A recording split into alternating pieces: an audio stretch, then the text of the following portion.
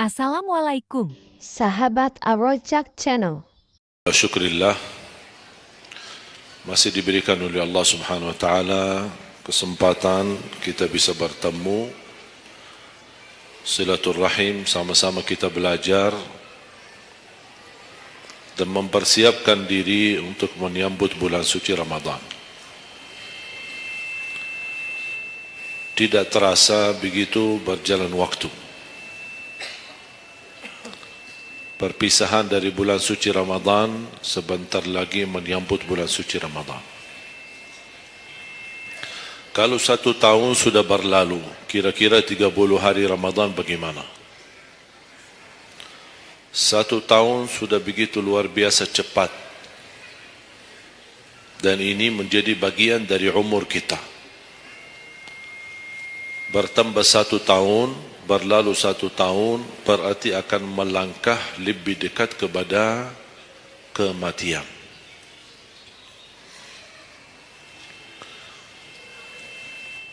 Sebenarnya bukan berapa usia kita, tapi apa isi usia kita.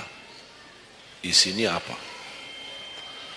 Dan sebagaimana Rasulullah SAW menjelaskan di hadis yang sahih, di hari kiamat, dan tidak akan tergeser kaki seorang sambil ditanya oleh Allah 4 pertanyaan. Berarti kita akan menghadapi 7 pertanyaan. 3 di kuburan, menghadap munkar nakir, man rabbuka, ma dinuka, man nabiyuka. Yang tersisa 4 nanti di hari kiamat, sebelum dimulai hisab, sebelum tergeser kaki kita ke surga maupun ke neraka, ditanya oleh Allah Subhanahu Wa Taala 4 pertanyaan. Yang pertama, lan tazula qadama 'abdin yawmal qiyamah hatta yus'ala an 4. Tidak akan tergeser kaki seorang di hari kiamat sambil ditanya oleh Allah SWT 4 pertanyaan. Yang pertama, an umurihi fima afnah. Umurnya apa yang kamu lakukan? Allah tidak akan tanya berapa usiamu, tapi apa yang kamu isi dalam usiamu. 60, 70, 100 tahun, kurang, lebih, Allah tidak berdulikan berapa usia kita. Bahkan banyak para sahabat, ketika ditanya usiamu berapa, dia menjawab usia saya 10 tahun. Padahal sudah tua, sudah di atas 50, ada yang di atas 40. Tapi kenapa begitu ditanya soal umurnya, dia menjawab 10 tahun. Ternyata mereka menghitungkan usia yang sebenarnya adalah usia yang terisi taat. Masa jahiliyah, sebelum datangnya Islam, mereka menganggap itu semua usianya sia-sia.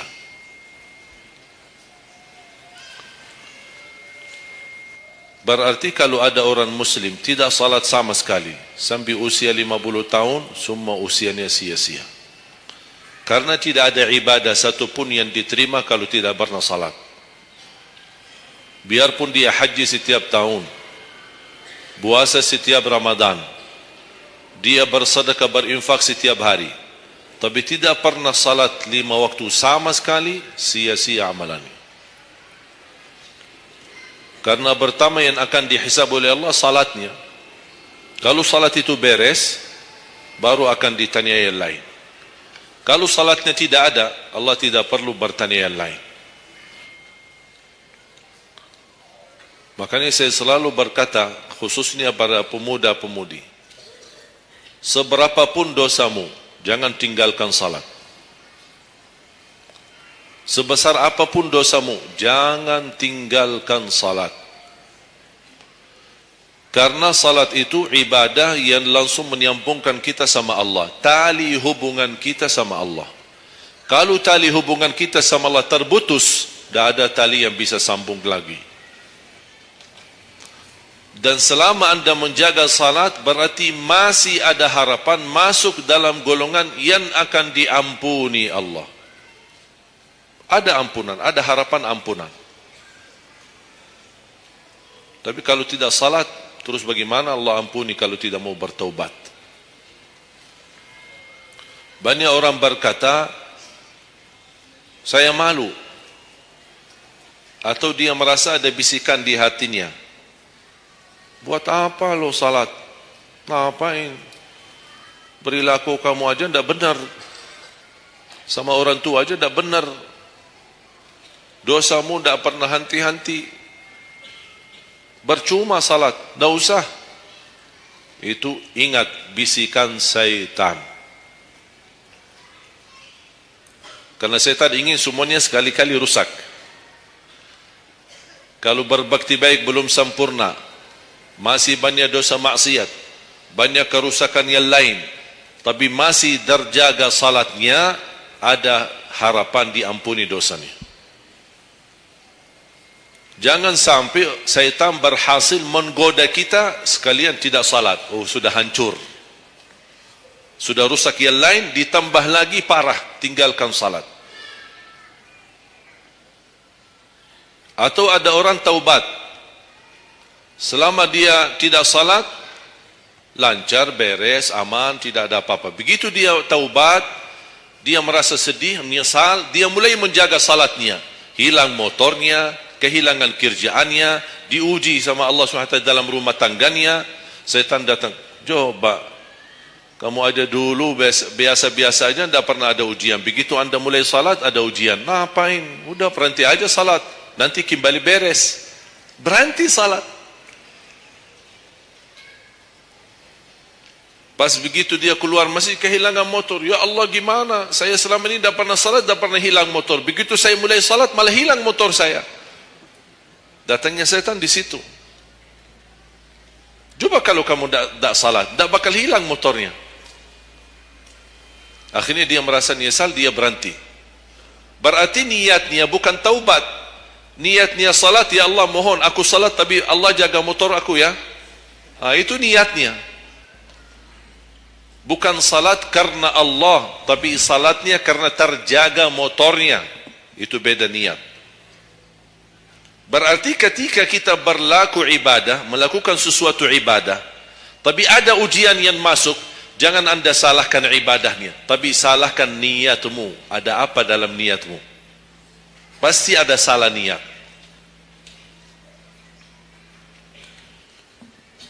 Dan itu inti daripada umur kita. Allah berikan 60 tahun. Kemarin saya hitungkan, kalau standar umur umatku kata Rasulullah kan 60 sampai 70. Itu kira-kira kurang lebih. Ada yang lebih tua, lebih panjang usianya, ada yang lebih muda. Tapi standar kata Rasulullah SAW, a'maru ummati baina 60 wa 70. Standar umur umatku antara 60 sampai 70. Ada yang melebihi dari itu, tapi sedikit sekali dibanding yang lebih muda. Saya kemarin hitungkan 60. Apa yang kita lakukan di dalam usia 60 tahun. Dari lahir sampai balik. Sampai tahun berapa? 15? Kita sepakat 15? 15 tahun. Berarti sebelum balik belum taklif. Sebelum balik belum taklif. Haji boleh tapi tidak wajib, karena syarat haji harus balik. Syaratnya harus balik, walaupun diperintahkan, dibiasakan untuk melaksanakan salat. Tapi anggaplah bedun taklif, belum ada taklif, belum ada kewajiban, berarti 15 tahun itu sia-sia. Dipotonglah dari 60, berapa sisa? 45. Tidur sehari berapa jam? 8? Boleh kita sepakati angka 8? Ya, kita bicara standar. Katanya menurut kesehatan, tidur yang normal dan pas dan cukup adalah 8 jam. Anggaplah 8 jam tidur. Ada yang tidur 12 jam. Ada yang tidur bangun, salat tidur bangun, salat tidur bangun. Kalau hari libur, dia tidur, tidak capek tidurnya. Begitu bangun, ya Allah, begal badan saya, tidur lagi.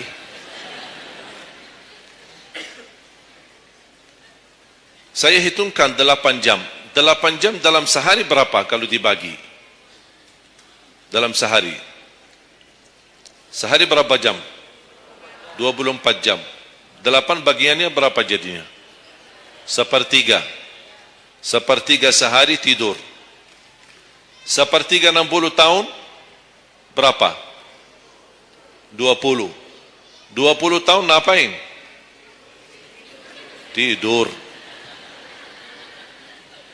20 tahun cuman kerjaannya tidur. Mulai dari 8 jam. Coba, memang terlihat angkanya tidak terlalu besar. Tapi kalau dihitung dalam usia 60 tahun, 20 tahun tidur. Ditambah 15 belum taklif, jadi 35. Tersisa berapa dari 60? 25. Cari nafkah dan rizki. Kerjaan, standar kerja, jam kerja berapa jam? 8. Berarti 60 tahun berapa jam? Berapa tahun kita kerja? 20 tahun. 20 tahun cari menjadi kaya. Tapi 20 tahun masih stres. Tak jadi kaya-kaya. Masih bermasalah. Ditambah habis 20 tahun pensiun, tambah hutang. Belum lagi hutang sana sini. Sekarang semua serba hutang. Dan yang aku heran, kenapa orang Indonesia suka berhutang? Ada masalah sedikit hutang. Sekarang HP cicilan, bagus-bagus. Begitu saya kemarin diajak sama teman foto, saya lihat HP ini, Masya Allah HP yang terbaru ini. Maaf Pak, cicilan. Jadi jangan ditipu, jangan tertipu ketika anda melihat handphone baru sama orang, langsung anda baik sangka, barangkali cicilan. Tidak ada yang sanggup cash. Cash itu 12 juta sampai ada 15 juta. Bawa mobil yang mewah, cicilan. Begitu pindah rumah, cicilan. Jalan-jalan besok juga nikah, cicilan. Semua serba cicilan. Dan terpengaruhi dengan promo. Promo sana, sana ini, ada ini, non persen, non ini, apa, sini beli satu, dapat satu. Dan semua serba hutang.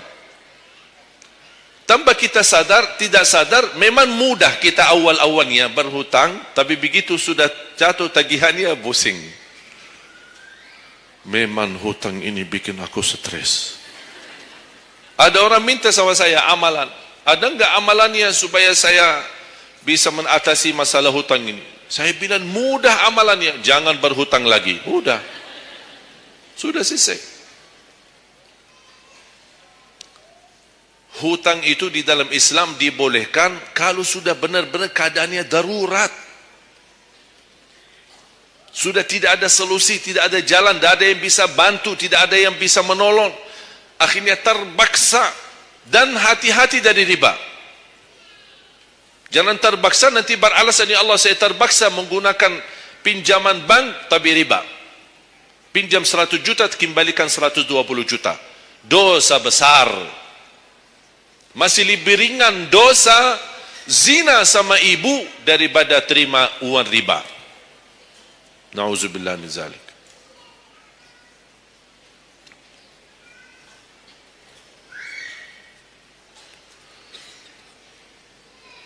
Dua 20 tahun cari kerja. Tadi berapa yang tersisa? 25 kan? Berarti yang tersisa berapa? Saya belum bicara ibadah Bapak Ibu. 20 tahun tidur, 20 tahun cari dunia, 15 tahun masih belum taklif, tersisa 5 tahun. Saya hitung dalam 60 tahun, bagi orang yang rutin menjaga salat 5 waktu, tahu enggak hasil hitungan saya dapat berapa? Anda jaga salat selama 60 tahun, itu menghasilkan ibadah cuma 2 tahun 7 bulan. Total salatmu dalam 60 tahun 2 tahun 7 bulan. Karena salat 5 waktu berapa? Tidak sampai 1 jam. Tidak sampai 1 jam. Saya bicara yang wajib. Bagaimana saya hitung kalau ada orang yang tidak salat sama sekali? Na'udzubillah, sudah habis sia-sia umurnya kalau tidak salat sama sekali. Saya belum hitung tarawih 23 rakaat 7 menit. Nah, itu beda urusan itu. Ada tarawih 23 rakaat 7 menit? Tidak ada tarawih. Jangan su'uzzan. Itu namanya olahraga. Olahraga paling cepat selesai dapat juara 1. Jadi kita harus baik sangka, jangan su'uzzan. Karena itu bukan salat. Yang aku heran itu setiap tahun itu tradisi ini terulang setiap Ramadan. Menjadi sebuah kebiasaan. Yang seharusnya menjalani kebiasaan agama atau kebiasaan beribadi. Dan kenapa itu hal menjadi betul-betul sesuatu yang kebiasaan, menjadi tradisi? Kenapa? Aku heran ini. Ada yang bisa jawab? Kenapa ketika masuk Ramadan tetap menjalankan 23 rakaat tapi dengan cara cepat? Aku heran belum menemukan jawabannya. Ada apa dengan 23 rakaat harus selesai cepat? Dan ini khusus di bulan Ramadan. Aku sangat kagumi ketika mendengar seorang imam begitu maju imam tarawih rakaat pertama, Allahu Akbar, Masya Allah, kepanjangan takbirnya. Saya sudah alhamdulillah, pasti nikmat, enak. Bismillahirrahmanirrahim, alhamdulillahirrahmanirrahim, astaghfirullahalazim. Saya kaget, barusan sudah enak, ngapain cepat-cepat? Makanya saya ingat di masa ketika saya di salah satu kampung, ada seorang bapa di samping saya. Saya datang ke masjid, sudah mereka mulai tarawih. Yang aku kasihan bapa di sebelah saya, barangkali usia 80, 90. Gerakannya tidak sama seperti kita. Kan kita masih muda, masih bisa mengejar imam. Habis bacaannya imam, saya tidak bisa mendengar kecuali ujung ayat. Oh, ini Al-Fatihah. Bismillahirrahmanirrahim. An-Na'im. Apa? Alhaakumut takatsur. Allahu Akbar. Sami'allahu liman hamidah. Allahu Akbar. Allahu Akbar. Allahu Akbar. Saya masih ikut. Yang saya kasihan bapa yang di samping saya ini. Begitu imam ruku', bapa kan pelan-pelan, kan begal badannya, sudah tua, fisiknya tidak kuat, turun pelan-pelan. Imam sudah sami'allahu liman hamidah. Bapa berdiri lagi, dah jadi rukuk bapa. Bas begitu sujud, kita semua turun sujud. Bapa saya lihat pelan-pelan sambil batu-batu. Turun. Begitu dia sudah mau nyampe, imam sudah rakaat kedua. Bapa malah berdiri lagi, dah jadi sujud. Astaghfirullahaladzim, kasihan bapa, dah jadi rukuk, dah jadi sujud. Pas di rakaat yang kedua, saya megang tangannya, Pak, kita pulang aja deh. Mendingan salat tarawih di rumah sendiri. Itu bukan salat tarawih. Ramadan cuma berapa kita menemukan Ramadan? Orang yang sudah wafat, kalau kita boleh berbicara dan dengar bisikan, apa yang mereka bisa jawab? Wallahi, semua orang yang sudah mati berkeinginan kembali ke dunia untuk menikmati bulan Ramadan. Mereka ingin menikmati bulan Ramadan, menikmati tarawih, menikmati suasana buka puasa bersama, bagi-bagi sahur dan aktivitas yang lain. Ini kesempatan, kita masih diberi oleh Allah umur, sehat walafiat, maksimalkan. Tidak semestinya 23, mau 11 boleh, mau 23 boleh, mau seberapa pun tarawihnya, mau salat tahajud di rumahnya boleh. Ulama sudah menjelaskan jumlah salat malam atau tarawih yang paling sedikit 2 rakaat, yang paling banyak tidak ada batasnya. Jadi kalau kita 2 rakaat, 4 rakaat tutup witir, sah. 8 rakaat tutup witir, sah. 10 rakaat tutup witir, sah, tidak ada masalah. Tidak harus 11 atau 23. Intinya bukan jumlahnya, tetapi cara melaksanakannya. Apalagi kalau bacaan imam bagus, fasih, jelas hurufnya. Saya yakin bagi jamaah yang awam, yang datang setiap Ramadan, setiap malam ikut salat tarawih, dia belum bisa baca Quran, tapi dia mendengar baca imam selama 30 malam, dia pasti bakal belajar Al-Quran karena bacaan imam bagus. Bismillahirrahmanirrahim. Alhamdulillahi Rabbil Alamin, Ar-Rahmanir Rahim, Maliki Yawmiddin, Iyyaka na'budu wa iyyaka nasta'in, Ihdinas siratal mustaqim, Siratal ladzina an'amta 'alaihim ghairil maghdubi 'alaihim waladdallin.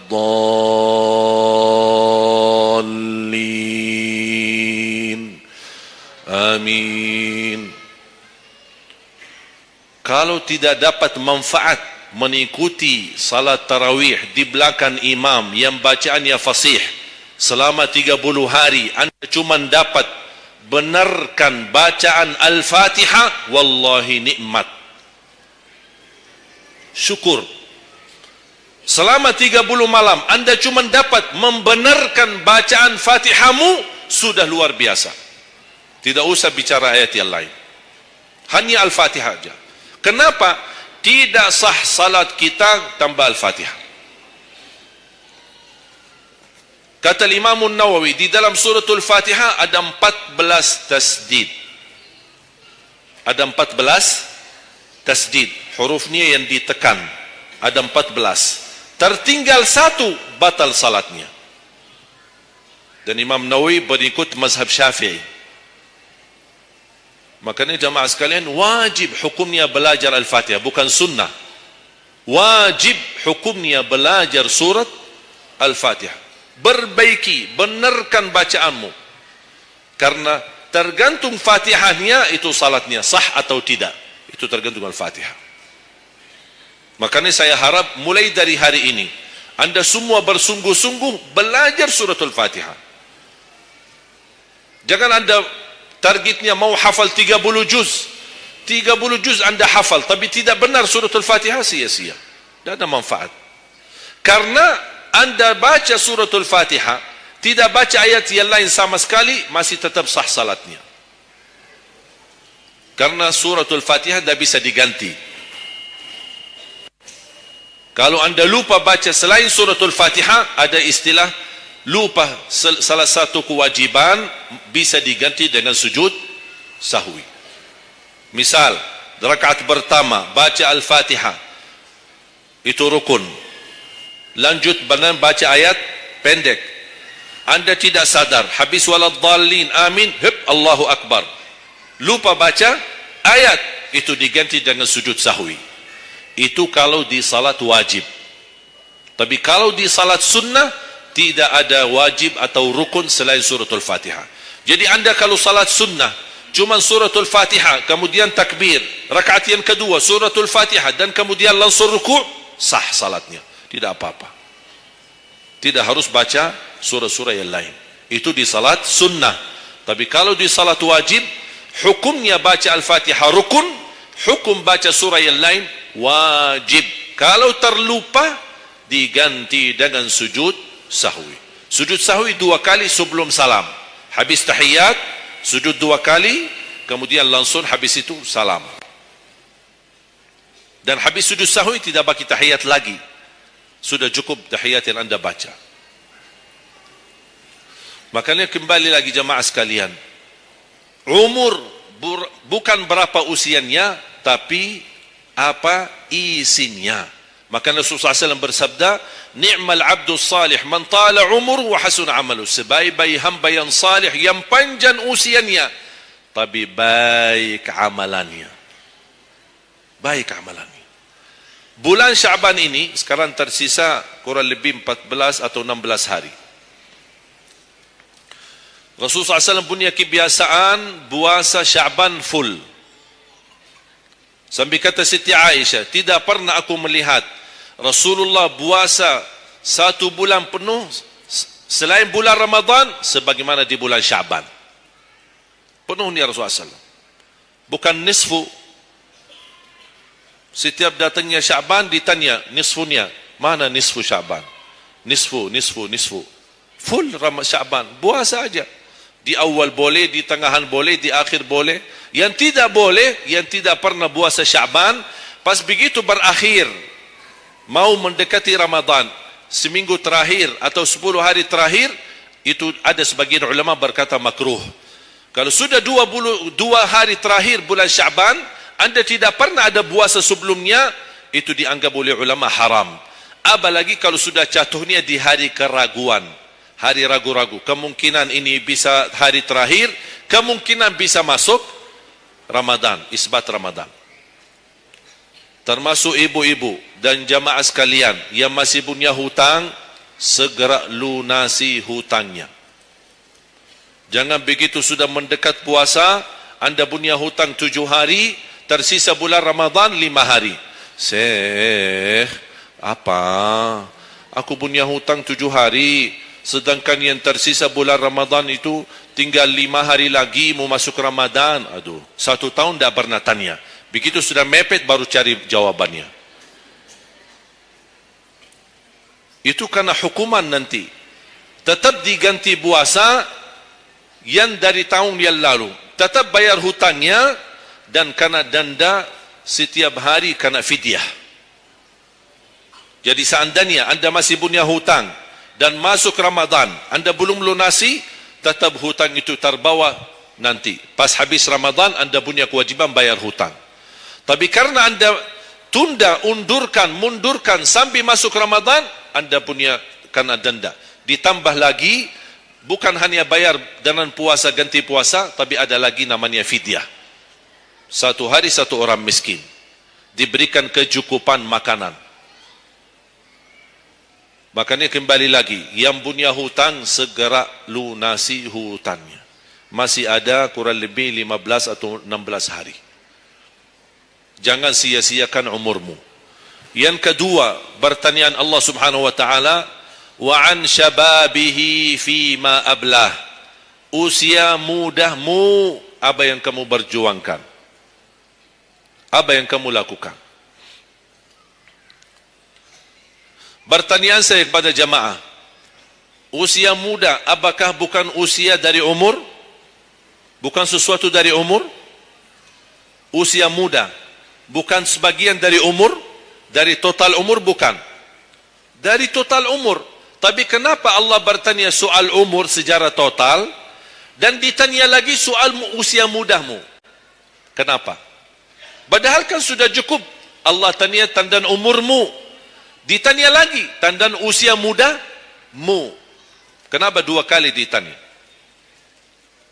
Allah tidak mencukupi dengan pertanyaan umur, total umur kita, tapi Allah menambahkan lagi, itu menjadi beban bagi seorang pemuda. Allah bukan akan tanya total usia umurmu, tapi akan Allah tambah lagi pertanyaannya, apa yang kamu lakukan di usia mudahmu? Usia muda itu sangat, menurut saya sangat sensitif. Anak muda yang taat, istiqomah di sisi Allah lebih baik daripada yang tua yang taat. Sekali lagi, dan yang tua-tua jangan tersinggung ya. Yang muda yang taat, istiqomah di sisi Allah lebih mulia daripada yang tua yang taat. Sama-sama taat, tapi kenapa yang muda lebih mulia? Karena godaannya lebih besar. Kalau yang tua, nah, apa yang mau digoda? Habis sudah. Tidak ada fisik, tidak ada tenaga, tidak ada apa. Kalau yang muda banyak godaannya. Pandangan matanya, telinganya, hawa nafsunya, sahwatnya, fitnah sana sini. Mudah digoda, anak muda. Makanya Allah berikan kemuliaan. Bahkan salah satu hadis yang sahih, di hari kiamat, semua di bawah matahari. Cuma 7 golongan yang di bawah naungan Allah. Di antaranya, wa syabun nasha'a fi ta'atillah, seorang pemuda yang menjaga diri dalam bertaat kepada Allah. Dia dapat keistimewaan di hari kiamat bersama pemimpin yang adil, bersama seorang laki-laki yang tergantung dengan masjid berapapun usianya. Ditambah lagi seorang pemuda yang bisa menjaga diri dalam bertaat kepada Allah Subhanahu wa taala. Dan kalau kita baca sejarah ulama, semua para berjuang untuk agama semuanya muda. Tak ada yang tua. Bilal ibn Rabah seorang pemuda, Abdullah ibn Mas'ud penghafal Al-Quran seorang pemuda, Abdullah ibn Umar seorang pemuda, dan banyak yang lain. Muhammadul Fatih yang membebaskan Konstantinia dan memperjuangkan Islam menjadi panglima, masih di bawah usia 21 tahun. Dan banyak sejarah-sejarah. Imam Syafi'i masih sangat muda, bahkan meninggal dunia masih dalam keadaan masih sangat muda, belum sampai usia 50-an tahun. Dan banyak yang lain. Makanya pengaruh bahkan taruhan besar bagi umat Islam itu tergantung pemuda.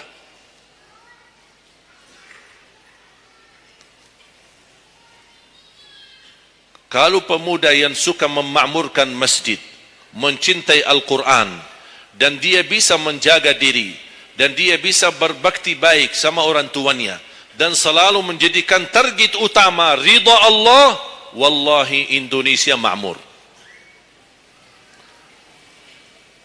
Kalau pemudanya jauh dari masjid, sibuk hanya bacaran, dan dia meninggalkan salatnya, jauh dari hal-hal yang baik, justru dia jatuh dalam narkoba dan berkali macam-macam dosa dan maksiat, hancurlah negeri Indonesia. Indonesia tergantung pemuda. Maaf, bukan tergantung para tua, tergantung pemuda. Makanya saya bahagia sekali ketika kemarin tanggal 17 April, saya bahagia sekali ketika melihat semua pemuda-pemuda ikut nyoblos di TPS. Walaupun kita belum lihat hasilnya, tapi sabar. Sabar. Ini ujian. Jangan ada orang terlalu muda diadu domba. Sabar. Apapun keputusannya kita tunggu. Keputusan yang resmi dari KPU. Keputusannya benar, tidak benar, serahkan kepada Allah. Hati-hati, jangan terlalu muda diadu fitnah. Sama-sama Muslim. Jangan kita diadu domba di antara kita sesama. Bahaya sekali kalau terjadi konflik gara-gara pemilu dan kepentingan politik. Silahkan lihat apa yang terjadi di Timur Tengah. Semua kejadian di Timur Tengah, awal langkah kejadian itu gara-gara kepentingan politik. Yang menjadi korban rakyat. Orang politisi hidup di negeri Eropa, nikmat, senang, bahagia, semuanya serba ada. Mereka tidak bahaya, tapi yang bahaya rakyat. Yaman, Suria, Irak, dari tahun 90 sampai sekarang Irak tidak bisa aman. Ada orang bawa berita itu Irak saudara, dan mereka perang saudara antara Sunnah dan Syiah. Bohong, tidak benar. Ratusan tahun mereka hidup damai antara Sunnah dan Syiah, tidak pernah bermasalah. Tapi karena langkah awal kepentingan politik, lama-lama terpengaruhi dengan perbedaan aliran dan berbeda pendapat. Kalau sudah kita menjadi korban dan terpengaruhi demi kepentingan politik, mudah diadu domba, besok-besok akan terjadi perang antara Sunni sama Syiah di Indonesia. Besok lagi akan terjadi antara aliran-aliran yang lain sama golongan-golongan yang lain.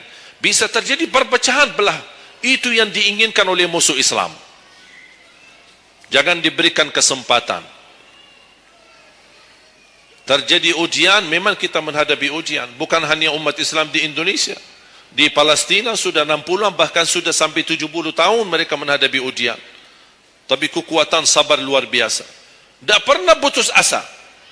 Biarpun mereka tidak bersenjata, tidak punya apa-apa melawan musuhnya Israel. Tapi mereka tetap tidak pernah putus asa. Tidak pernah pasrah. Mereka tetap berjuang. Mencintai Masjidul Aqsa. Saya merasakan perjuangan pemuda ketika saya ke sana, ke Masjidil Aqsa. Makanya jemaah sekalian, kita bisa memperjuangkan, tapi tambah membuat permusuhan. Kita masih bisa bertahan. Dan insya Allah ada jalan keluar dari segala kesusahan.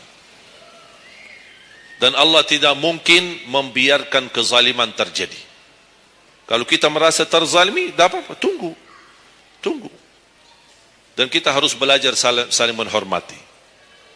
Yang memilih 01 itu hakmu, tapi anda tidak berhak mencaci maki 02.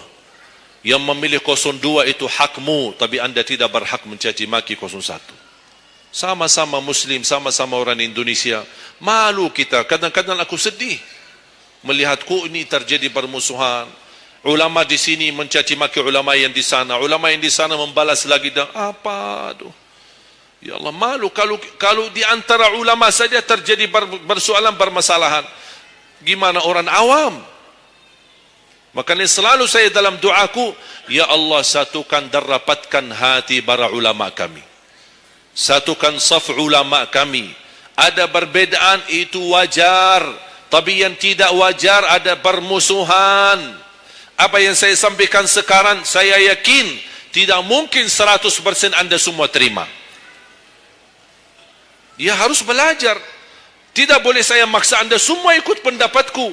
Aku hanya menyampaikan, anda bisa dengar, anda bisa ikuti, anda bisa tolak. Itu hakmu menerima atau menolak. Tak ada orang berhak untuk memaksakan kita. Oleh karena itu sekali lagi, mohon jaga dan rapatkan saf kita. Sekarang banyak muncul di media. Ini semua tujuannya berkeinginan menadu domba di antara kita. Sekarang akhirnya yang gagal, yang rusak siapa? Negeri kita. Yang kurban, rakyat kita. Orang politisi tidak apa-apa. Mereka kan berduit. Duitnya banyak, fasilitasnya banyak. Bisa dia hidup keluar negeri dimanapun. Dia baca keluarganya, sudah. Biar rakyat jadi korban.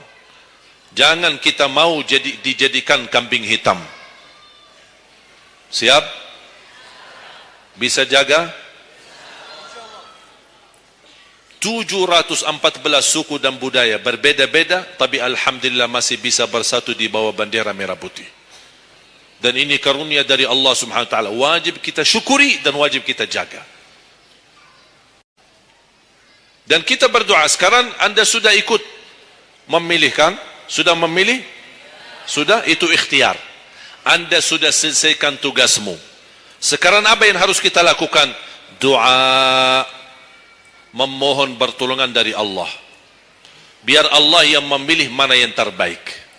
Ya Allah, kami sudah berusaha, kami sudah berikhtiar, pimpinlah kami, anugerahkanlah kepada kami pemimpin yang takwa, yang adil, yang amanah, yang mencintai agamamu, yang mencintai ulama, yang bisa melayani rakyat dengan ikhlas. Itu doa kita. Kalau boleh setiap tahajud, setiap sujud, habis duha, habis salat wajib, terus doa seperti itu.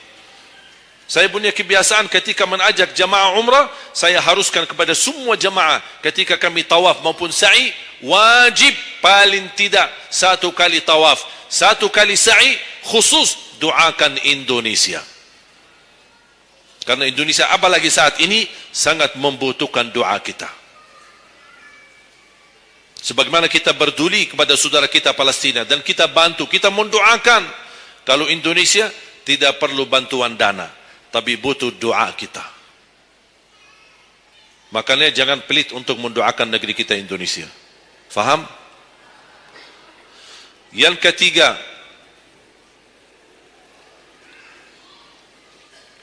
wa an ilmihi wa an malihi min aina iktasabah wa fima anfaqah.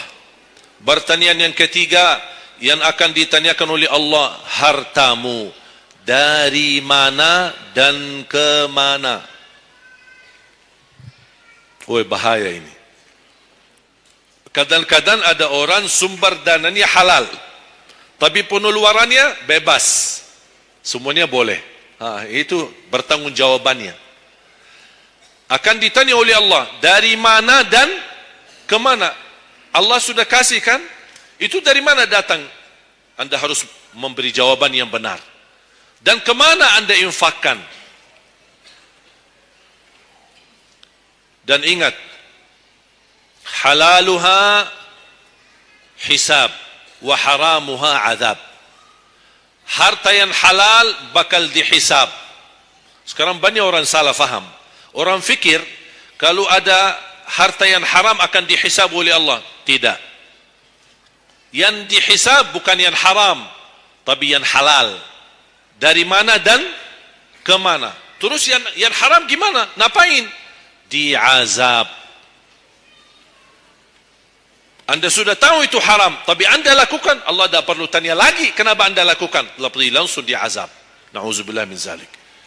Hati-hati. Oleh karena itu bahagia kata Rasulullah SAW, seorang yang mulia, yang Allah berikan kekayaan, diberikan kemampuan, tapi dia bisa menggunakan dengan sebaik-baiknya. Ni'mal malus salih indal abdi salih. Sebaik-baik harta yang halal di tangan hamba yang salih. Itu termasuk harta yang terbaik. Kenapa yang terbaik di tangan orang yang salih? Karena orang salih tidak mungkin salah guna. Dia sudah jaga sumber, dia juga pengeluarannya jelas. Untuk kebutuhan keluarga, tidak mubazir, tidak berlebih-lebihan. Katanya halal, berarti bebas belanja. Tidak bebas. Islam tidak menanjurkan seperti itu. Anda boleh ambil kebutuhanmu, tapi jangan berlebih-lebihan. Mohon maaf, coba sekarang tanya ibu, tanya diri sendiri masing-masing. Berapa macam baju di lemari kita? Sudah, mohon maaf, tak usah bahas yang lalu. Terlanjur belanja karena ibu merasa tidak tidak tega, merasa keberatan kalau setiap acara itu aja yang dipakai. Pagi acara, besok siang pulang ganti. Siang malam ada acara lagi, ganti lagi. Karena merasa malu. Apalagi kalau ketahuan, bukan yang tadi pagi ini ya. Oh, tidak, beda warna. Memang sama model tapi beda warna. Malu karena orang-orang itu. Apain aku? Makanya udahlah, terlanjur. Itu memang mohon maaf kebiasaan wanita. Tapi saya usulkan baju-baju yang sudah lama tidak dipakai, ngapain simpan? Sudah, bebaskan, infakkan, sedekahkan. Saya kemarin bermusyawarah dengan tim-tim yayasan kami untuk membuat satu lembaga khusus yang punya pakaian-pakaian yang sudah lama tidak dipakai. Apapun boleh, alat meja, sofa, apa saja yang di rumah, karpet, yang bukannya sesuatu yang tak pernah dipakai, barang makanan, piring, sendok, apa saja, insyaAllah kami bisa ditarik dan dikawal dan dikelola lagi, dikelola ulang, termasuk baju-baju. Kalau ada yang robek, ada yang ini, kita bisa jahit, kita bisa perbaiki dan kita sedekahkan. Bisa di dalam negeri dan bisa di luar negeri. Alhamdulillah program ini berjalan di kota Madinah. Alhamdulillah tidak ada lagi mubazir yang buang baju sia-sia. Semuanya bisa dimanfaatkan. Mudah-mudahan terwujud program ini agar ibu-ibu tidak terbeban. Ada kelebihan mau pindah rumah. Biasanya kalau pindah, apalagi kalau orang kaya, pindah rumah mana barang-barang dibawa lagi? Barang-barang besi yang baru-baru semua. Terus yang tersisa kemana? Dibuang atau tidak tahu kemananya. Udah, kita yang ambil, kita yang kelola, yang perlu diperbaiki kita perbaiki, dan kita hantarkan kepada warga-warga yang miskin yang mereka tidak punya apa-apa. Setuju? Yang terakhir, yang keempat, wa an ilmihi madza amila bihi. Allah akan tanya terhadap ilmumu, apa yang kamu lakukan. Jadi jamaah sekalian, intinya bukan berapa banyak ilmumu, tapi berapa yang anda amalkan. Oleh karena itu, jangan terlalu banyak belajar. Belajar dan amalkan. Walaupun anda belajar cuman sedikit, itu jauh lebih baik daripada anda banyak belajar tapi tidak sempat mengamalkan. Belajar, amal. Belajar, amal. Dan ilmu yang bermanfaat yang diikuti dengan amalun salih. Ada orang Masya Allah semangat, ke sana belajar, sana belajar, sana belajar, tapi tidak pernah mengamalkan. Dikasih amalan zikir, wirid, tidak diamalkan. Ditambah lagi amalan yang kedua, tidak diamalkan. Akhirnya terbeban, banyak amalan belum ditunaikan. Itu menjadi beban. Nanti di hari kiamat, Allah akan tanya, sudah berapa lama kamu belajar? Sudah berapa banyak ilmumu? Apa yang kamu amalkan? Oleh karena itu jamaah sekalian, tolong jaga. Boleh anda belajar, tapi anda amalkan. Kalau ada orang berkata, daripada saya salah, ya udah enggak usah belajar. Oh, bahaya lagi. Ada orang berkata, daripada saya perlumpun dan bisa mengamalkan, mendingan saya tidak usah banyak belajar. Udahlah, biar saya tunaikan dulu yang sudah saya belajari. Tidak. Tetap anda belajar dan mengamalkan sesuai kemampuannya. La yukallifullahu nafsan illa usaha. Walaupun anda belum tunaikan seluruh amalannya, tidak apa-apa. Tapi anda sudah ada niat, anda sudah ikhtiar, anda sudah tunjukkan yang terbaik. Tapi kemampuannya memang sampai segini. Kemampuannya memang terbatas, tidak apa-apa. Allah melihat anda sudah bersungguh-sungguh untuk mengamalkan apa yang anda belajari. Oleh karena itu, saya kasih satu amalan. InsyaAllah mudah-mudahan bermanfaat. Sedekah subuh. Sedekah subuh, kenapa saya berkata sedekah subuh? Bukan berarti tidak boleh sedekah di waktu yang lain. Semua sedekah boleh. Di setiap waktu dan setiap saat, hari Jumat maupun selain hari Jumat. Tapi sedekah subuh itu termasuk sedekah yang terbaik. Kenapa? Bukan kata saya, tapi kata Rasulullah sallallahu alaihi wasallam. Setiap waktu subuh Allah turunkan malaikat, tugasnya mendoakan orang yang bersedekah subuh hari. Allahumma a'ti munfiqan khalafa. Ya Allah, ganti yang lebih baik bagi orang yang infak di subuh hari. Ibu-ibu lagi halangan tidak salat, sebelum beraktivitas, isi sedekah subuh. Anda tidak usah susah-susah mencari anak yatim dan orang miskin di subuh hari. Mulai hari ini, masing-masing bikin kotak amal. Atau botol, atau kaleng, simpan di rumah. Setiap habis salat subuh, sebelum beraktivitas, isi sedekahnya. Apalagi kalau sedekah itu disertai doa. Begitu anda sedekah, sebutkan hajatmu. Ya Allah, dengan berkah sedekah ini, ya Allah, saya ingin nikah. Mudahkan jodoh. Nikah lagi juga boleh doa, tidak apa-apa.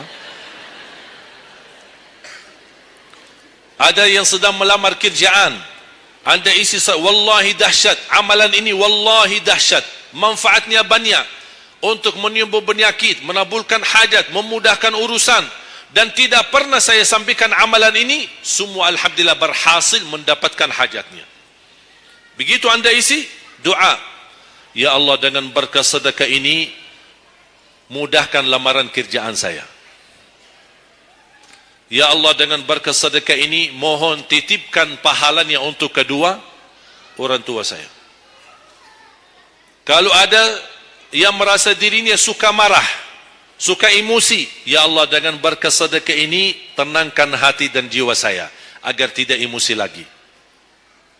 Ya Allah, dengan berkah sedekah ini, karuniai kepada aku anak penghafal Al-Quran.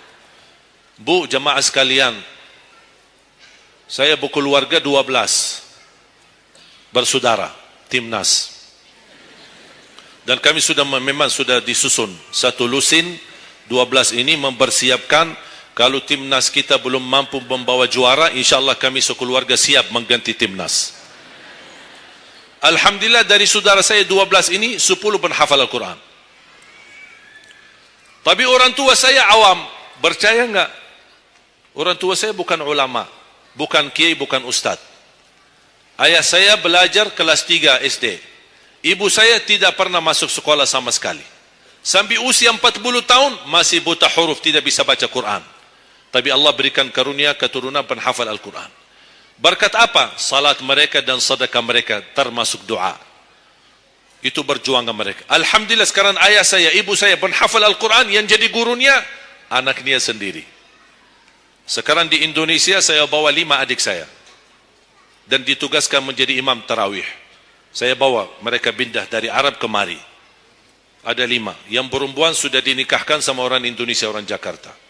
Dan saya dorong adik saya yang perempuan untuk menghafalkan suaminya biar jadi penghafal Quran. Yang 4 laki-laki, ada yang 2 bawa istrinya masing-masing dari Arab, yang 2 lagi saya nikahkan di Indonesia sama orang Indonesia. Ada 1 sama orang Sunda, 1 sama orang Lombok. Jangan khawatir Bu, masih ada lagi, masih ada lagi. Bahkan saya dorong adik-adik saya semua wajib nikah 4. Masing-masing 4 isteri. Kenapa? Supaya banyak keturunan. Kalau bisa setiap satu isteri 12, satu lusin. Masya Allah, luar biasa. Mengapa? Karena kita punya perjuangan yang masih panjang. Cita-cita saya mencetak 1 juta penghafal Al-Quran di Indonesia. Ketika saya datangkan adik saya tugaskan sama mereka dan tegas, kalau kalian datang hanya mau berhiburan, pulang. Kalian di sini untuk bersama-sama memperjuangkan untuk mencetak 1 juta penghafal Al-Quran. Dan alhamdulillah program ini sudah jalan.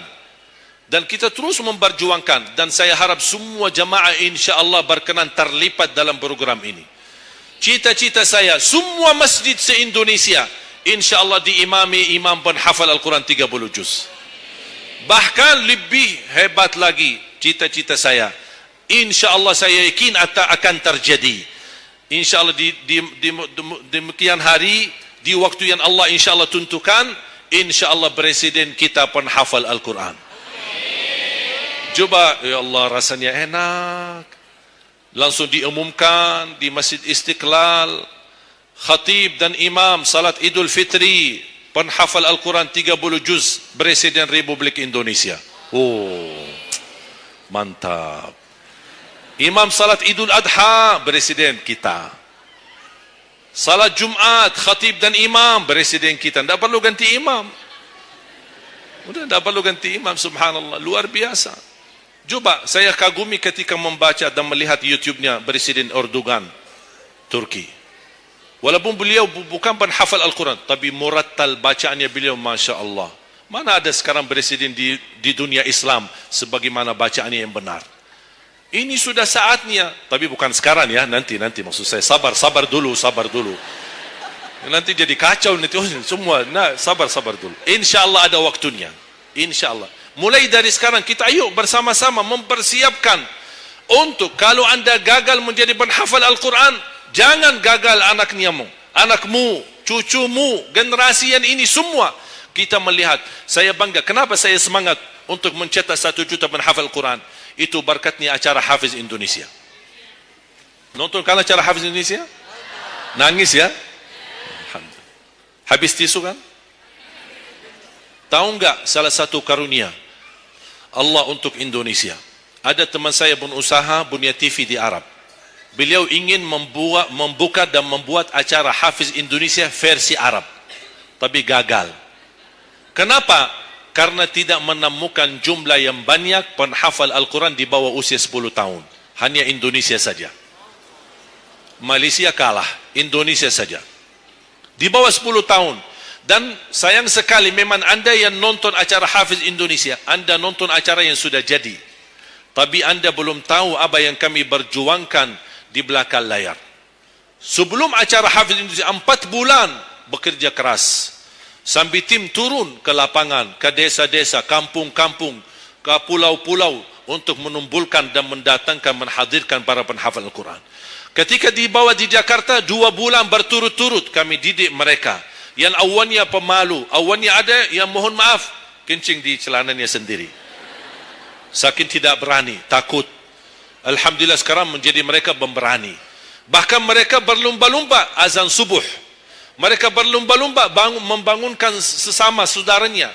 Sama-sama tertib, makan. Kita menghadirkan dokter kesehatan, kita menghadirkan dokter psikologi jiwa untuk menjaga perasaan mereka selama 2 bulan. Didampingi kadang-kadang ibu mereka, didampingi kadang-kadang ayah-ayah mereka. Dan semua rata-rata sepakat orang tua mereka, tidak pernah kami merasakan bangga memiliki anak sebagaimana kami melihat perjuangan di Hafiz Indonesia. Dan alhamdulillah begitu selesai acara Hafiz Indonesia, kami tidak tinggalkan mereka. Kami terus kawal, kami terus pimpin. Dan alhamdulillah mereka di kampung masing-masing sudah membangun rumah tahfiz. Ada yang membangun pesantren untuk mencetak dan melahirkan jumlah yang banyak penghafal Al-Quran. Dan ini perjuangan luar biasa. Tidak mudah. Berapa biaya yang dikeluarkan. Dan mohon maaf, belum ada sponsor yang bisa mensponsori kita dan membayar full untuk kita. Kita terus bekerja keras. Dan alhamdulillah masih Allah hantarkan kepada kita orang yang dermawan, orang yang baik, yang berduli dengan dan mencintai Al-Quran. Allah anugerahkan. Wallahi menurut saya saat ini, zaman ini, sedekah yang terbaik dan yang termulia, semua apapun yang terkait dengan Al-Quran, itulah yang termulia. Makanya boleh anda ketika anda bersedekah, jangan lupa disertai doa. Di antaranya, anugerahkan ya Allah Indonesia menjadi negara Al-Quran. Tapi tolong fokus. Kalau anda isi sedekahnya, tolong disesuaikan. Jangan isi sedekahnya koin, teng, tapi doanya sampai terbit matahari. Tidak ada malunya. Kata Allah, koin-koin aja sedekahnya, doanya dah habis-habis. Hajatnya panjang, lebar. Malu kita. Bukan Allah tidak bisa. Allah maha bisa menabulkan hajat. Tapi kita malu sama Allah. Kok cuma bikin teng, ya Allah, ya Allah, ya Allah, panjang. Fokus. Kalau usulan saya, satu sedekah, satu hajat. Satu sedekah, satu hajat. Dan insyaAllah akan anda melihat manfaatnya. Mudah-mudahan semua yang hadir, insyaAllah menjadi keluarga besar 1 juta penghafal Al-Quran. 1 juta mencetak penghafal Al-Quran. 1 juta keluarga Al-Quran. Yang insyaAllah akan membangun generasi baru. Yang membawa Indonesia menjadi baldatun tayyibatun rabbun ghafur. Dan di masa yang akan datang, insyaAllah Indonesia menjadi lebih baik. Amin ya Rabbal Alamin. Barakallahu fikum. Terima kasih. Semoga bermanfaat. Kurang lebihnya mohon maaf. Mungkin ada panitia ingin menyampaikan selanjutnya. Wallahu a'lam. Subhanakallahumma bihamdik, asyhadu an la ilaha illa anta, astaghfiruka wa atubu ilaik. Wassalamu alaikum warahmatullahi wabarakatuh.